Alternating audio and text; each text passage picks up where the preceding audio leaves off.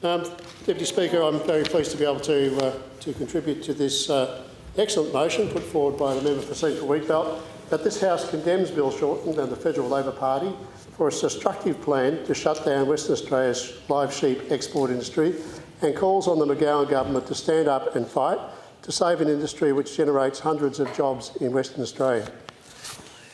Deputy Speaker, it might have surprised some people in this chamber to know that the live export industry is over 100 years old. Sheep and cattle have been exported from this country for over a century. And starting, I think, in the 1970s and developing further in the 1980s was a very large trade with the Middle East. And prior to that period of time, farmers received very, very, very poor returns on what was known as mutton, the older sheep that were the byproduct really of the wool industry in Australia at that stage.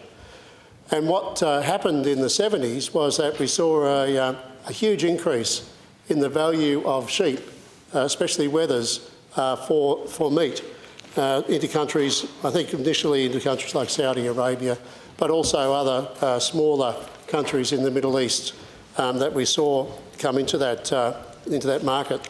And I can remember as a child that the stories of people receiving very, very poor returns for their livestock when they sold them, to the point where a few cents a head was what you might expect to get for a wether.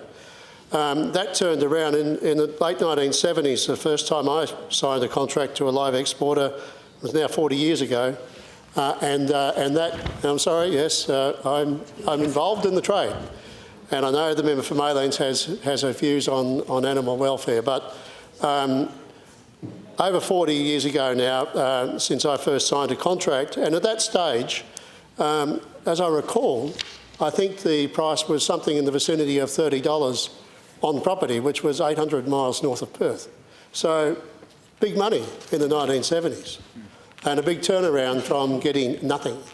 And in fact, prior to that, for many stations, it might be considered that if you actually got the transport covered to get the wool sheep down to an abattoir, that was a pretty good job.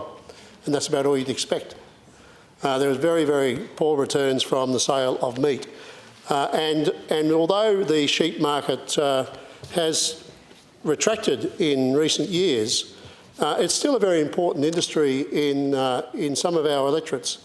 The member for Roe has a very extensive industry in his electorate, and he's spoken about the importance of it to towns like Katanning and to the farmers throughout his region. The member for Central Wheatbelt, similarly. Even the member for Warren Blackwood, I think there's quite a good lamb production industry in that electorate. And in my own electorate of Moore, again, sheep products are a very, very important part of the farming systems. In some areas, it's true, people have gone into more of a total cropping situation and sheep numbers have declined. I think probably declined from the order of 30-something million sheep down to about half that now. But that's not to say that the industry hasn't stabilised at a very sustainable level. And if we see the sudden cessation of the livestock export industry, as is openly spoken about by the Federal Labor Party, if we see that so-called phase-out over 5 years, I'll make 2 points. First of all, I don't believe it will take 5 years for the industry to end. I think once the signal goes that that there's no future for live exporters out of Western Australia and no future no future beyond 5 years for a supply chain, those countries will very rapidly find other suppliers of live sheep.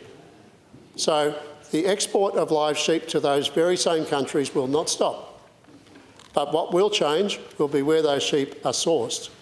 And I think, as some of the other speakers have pointed out earlier, Australia is pretty unique in having our SCAS system, which is a system which actually places responsibility for the welfare of the sheep, not at the sale at the farm gate, not at the wharf at Fremantle, but actually at the slaughter of the sheep.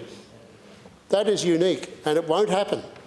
And it won't be happening under any other country. I don't think any of the other countries that export to these markets have any similar system.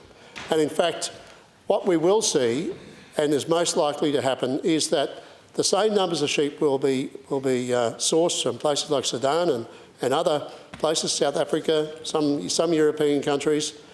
And what I would suggest is that welfare standards will probably decline for those sheep as to what they would expect to receive, was the treatment that you would expect to see now in what is a modern industry where there's been a huge investment in infrastructure to put in place decent abattoirs, decent handling facilities, state-of-the-art facilities in many of these Middle Eastern areas.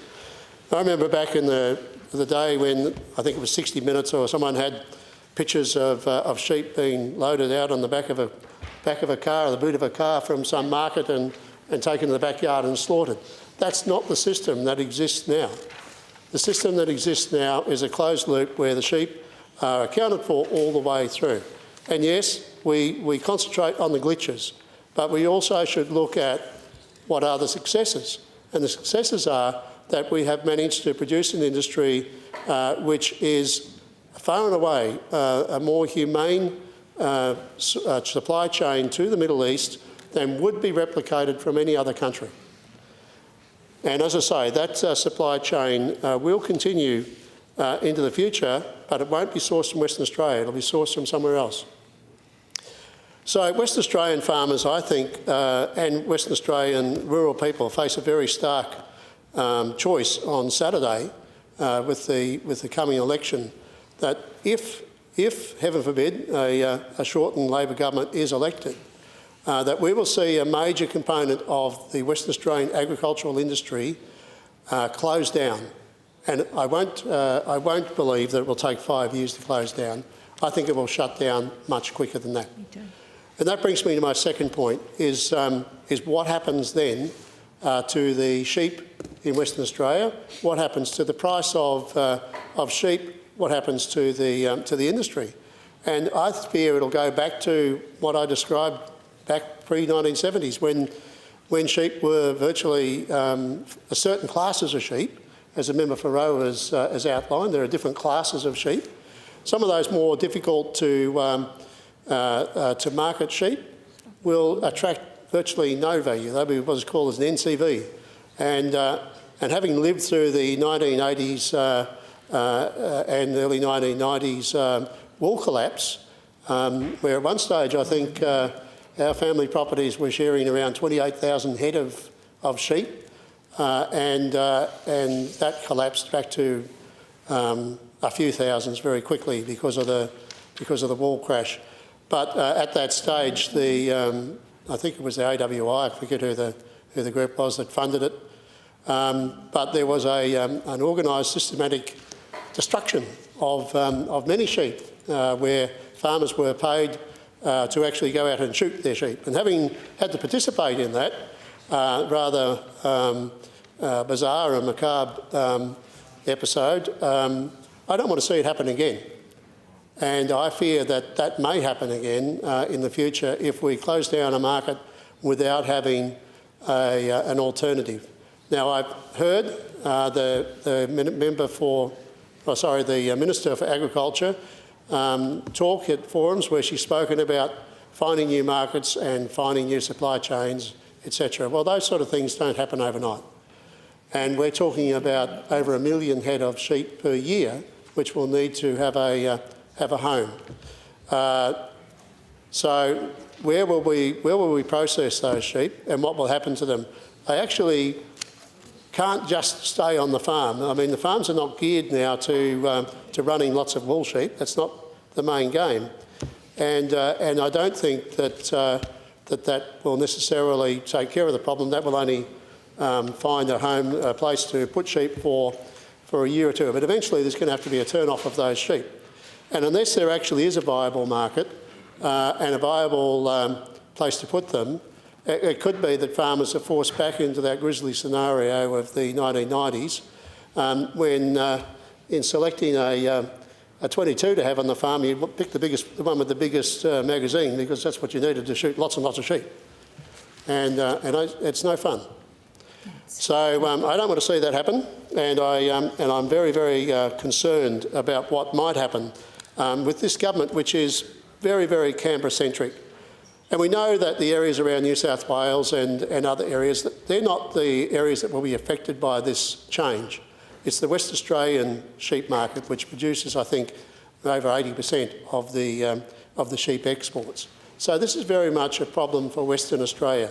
And it's Western Australia that doesn't have the extensive abattoir networks and the markets which run right through the eastern states. You know, people come into New South Wales and buy sheep, take them back to Narracoorte in South Australia and slaughter them. There's a much more of a domestic capacity to handle the sheep that they have, and sometimes they do buy our sheep and take them across the Nullarbor. I don't know if that's any less of a welfare issue for the sheep than putting them on the boat, but apparently it isn't, because the government's not claiming to want to shut down the livestock transport industry, thank goodness. I'm not suggesting that they would, but anything you do once you handle livestock, there's always a risk that something might go wrong. But we have to remember that we're talking about sheep, and although we might treat them respectfully and not want to inflict any damage on them, we're not talking about people with wool on them. We're talking about sheep, and making sure that they're handled safely and efficiently is something which most farmers would want to see, and most farmers do on their property. I'm sure virtually all farmers do on their properties, and they'd like to see that that extended throughout the supply chain. So I'm not necessarily convinced that sticking all the sheep on a truck and sending them over to Dubbo or somewhere is actually a great idea either. So there is a problem, and the problem is that we don't have the supply chain, we don't have the capacity to handle the sheep that are going to be dumped on the market by the Bill Shorten government's, if it does get elected, by the Bill Shorten government in the future. And I don't believe for a moment when they talk about adjustments that they'll actually put any meaningful money towards helping out a few farmers in a couple of coalition-held seats in Western Australia. I don't think they're going to care less. And I think trying to drag money out of Canberra to assist the farming community in such a change just won't happen. I know it's not just live export which is in the firing line for this federal Labor Party. They've also, I think, vowed to introduce federal laws to override state laws in land clearing, to make it much more difficult for farmers to clear land. In some of the areas in New South Wales and in Queensland, just like the Aboriginal people used to do many years ago, woody weeds and brigalow, etc., needs to be cleaned off to allow grass to grow for stock. That's no different than the Aboriginal people used to do throughout the centuries with their rotational burning. But that's all going to be apparently brought to an end as well. So for the farming community in Western Australia and in other parts of Australia, we're going to be facing a very serious challenge if on Saturday a Shorten government is elected to actually put in place the policies which they've announced. The policies are frightening to sheep producers, and I'm sure they're frightening to a lot of other people, pensioners and others who retirees rather, who are facing cuts to their income. But farmers especially will be badly affected by a Shorten government if it were to be elected. In my own area, in the electorate of Moore, some of the communities, the community where I actually still have my property at Badgingarra, a town like that would be absolutely devastated by the changes that are considered. A lot of that country is suitable for grazing. It's not actually great cropping country. Sheep are an integral part of the operation there, and oftentimes if you get a poor finish to the season, there might be pretty short feed. It's pretty hard to actually get sheep, having farmed that area for a long time, to get sheep in a truly marketable heavy condition for the current weights that liked for lamb. And so the export industry has played a very large role in that area, especially in filling a gap, especially when the seasons get a bit tighter. And what will happen to the farms and to the businesses in a town like Badgingarra, Darrigan or Eneabba or one of those smaller communities, heaven only knows. But I believe that those sort of communities will be absolutely devastated by the changes which are likely to happen. Now, in the face of all of that risk for communities in Western Australia, one has to ask, what has the Western Australian government been doing to try to affect some second thinking on the part of the Shorten camp about what they're planning to do, and maybe suggesting to them that this might not be such a good idea? Well, we know the answer is probably nothing.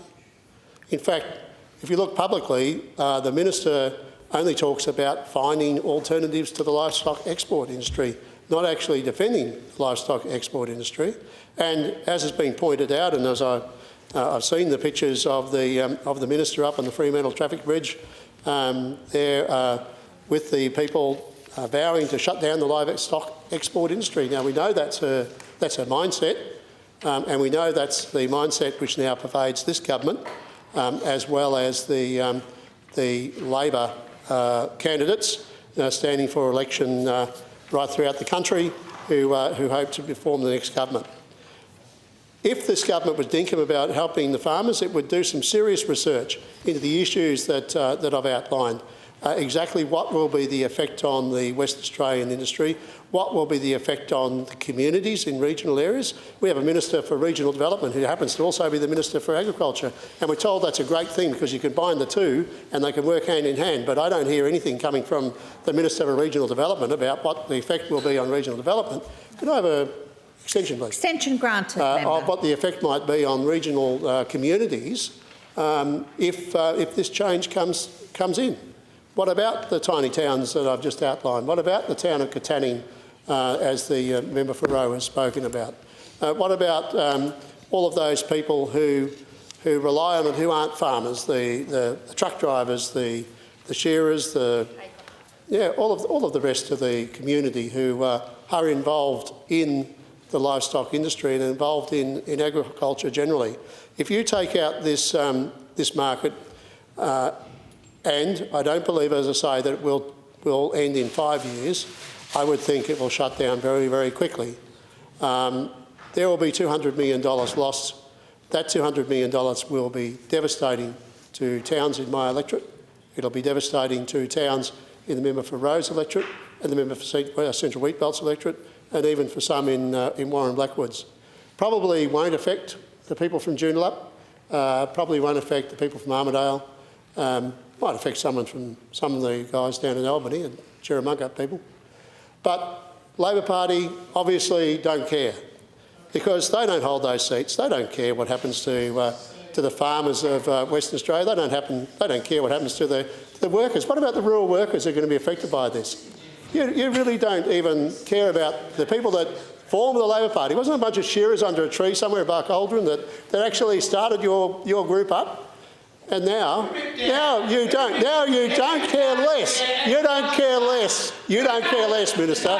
You don't care less what happens. You don't care less what happens to those workers, and you don't care less what happens to the communities in my electorate. You're the disgrace. You and your government are the disgrace, and you should be ashamed of yourselves. I think both of you don't need to be screaming like this across the chamber. If you've got points to be made, please put them in the correct way. Go ahead, Member for Moore. Thank you, but I thought I did have the call. Anyway, so we know that the Labor Party don't care. They don't care because this is in coalition seats federally. They don't care because this is in Western Australia. They don't care because this is in Katanning. This is somewhere in Moore. This is, I don't know, Merredin or somewhere. They don't care. They don't care. All they care about is winning the next election and pandering to Green votes in the city. That's what they're aiming to do. They're aiming to sell farmers down the train so that they can get votes in the inner city of Melbourne and Sydney and the like, and they don't care less what happens to people in rural Western Australia. And I understand that. They're based in Canberra. That's what you expect. But what are you guys doing? What are you, the Labor Party in Western Australia, what are you doing to stand up for the communities that you purport to, in some measure, represent? We have upper house members. We have upper house members in the agriculture region. So there are members of parliament in the agriculture region who run around. When do they stand up and speak about these issues? When do they talk about the concerns of farmers? When did we last hear the Honourable Darren West on this, standing up saying the livestock export industry was important? When did we last hear the Honourable Laurie Graham standing up and saying something about these matters? I don't even know the guys in the mining pastoral area, but I've never heard them talk about it either, and we know that there are still some people in the mining pastoral area that rely on the sheep industry as well. But you will not find, although I know there are members for Bunbury, quite today I think actually might have said, I heard quite recently saying that there's more representatives here of Labor people in the regions than any other party. Well, that's great, but why don't you do some representation? Why don't you actually stand up for the regions? What are your people doing? They do nothing for the regions. You've got agricultural region members who have not spoken about this issue anywhere. They've done nothing. They have helped no one. And now we know that all you're doing is waiting for Shorten to come in so he can shut down this industry and get rid of this embarrassment that you consider as an embarrassment, having to side up with a bunch of farmers. You don't want to do it. You're not doing it now. You haven't been doing it in the past. Lazy debate. What a lazy Lazy. contribution by you. You don't accept interjections when you're speaking, Member for Armidale. I know your form. You're trying to distract me from my message. You're trying to distract me.